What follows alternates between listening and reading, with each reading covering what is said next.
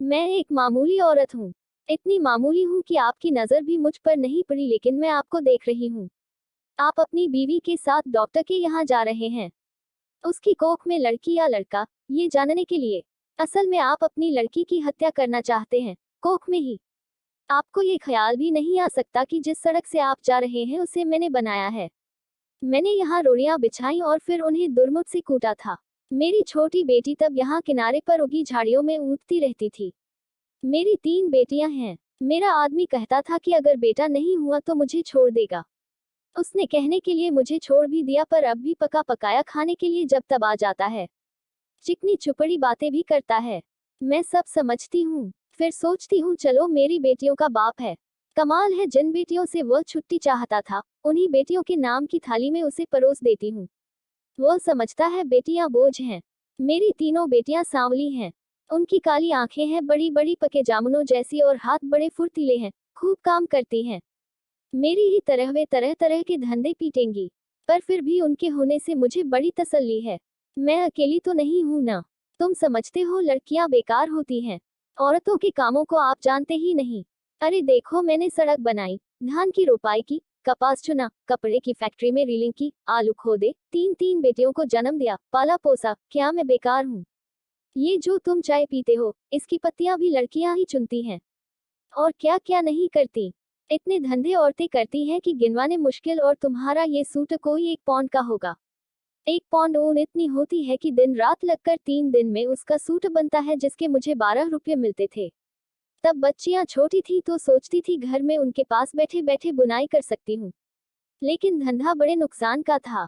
फिर ठेकेदार ने मीन मेख निकालनी शुरू की और मुझ पर गलत नजर डालने लगा, तो मैंने ये धंधा छोड़ दिया। फिर आटे की फैक्ट्री में काम किया। बड़े काम छोड़े और पकड़े। 2 4 मुर्गियां और बकरियां तो खैर पालती ही हूँ। इसी तरह रूखा सूखा चलता है। ये जो तुम्हारी बीवी ने रेशमी साड़ी पहन रखी है, इसके धागे भी औरतें तैयार करती हैं। कीड़े पालती हैं। मुश्किल काम है।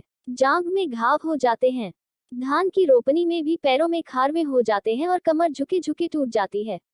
मुझ पर पैसे होते तो अपनी लड़कियों को पढ़ाती लिखाती, उन्हें मास्टरनी बनाती या डॉक्टरनी। तुम खुद पढ़े लिखे हो, पैसे वाले भी दिखते हो, तुम लड़की का गर्भ क्यों गिरवाना चाहते हो?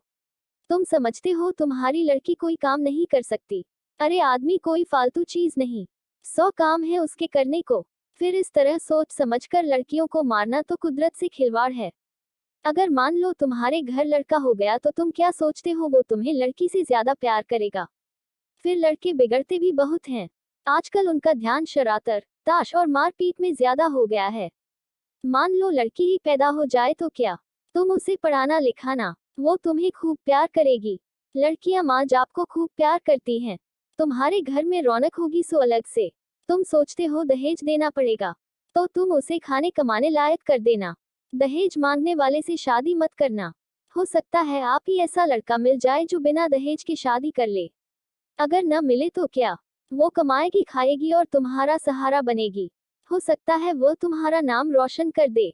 तुम्हारे लिए क्या पैसा ही सब कुछ हो गया, या दुनिया का डर अपनी बेटी से भी बड़ा हो गया? आखिर तुम अपनी बेटी को प्यार तो कर ही सकते हो और बेटी भी तुम्हें प्यार कर सकती है। माँ बाप और बच्चे का इतना रिश्ता बहुत हुआ।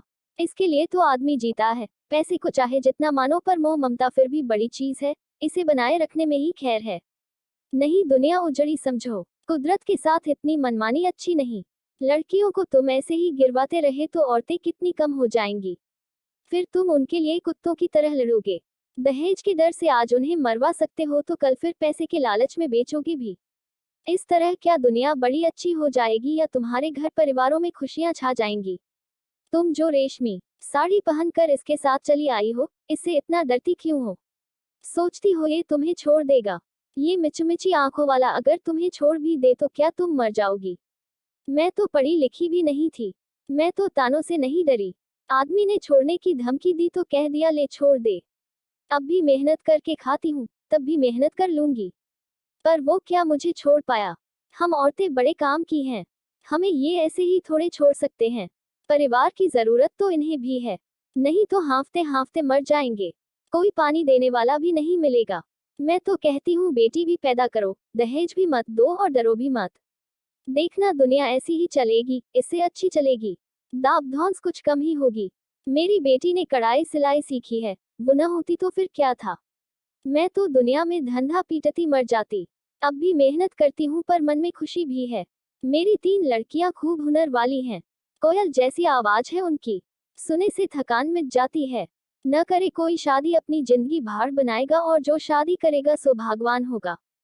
चलती हूँ, ये ठेकेदार आता दिखता है, आंखों से कम सूझने लगा है।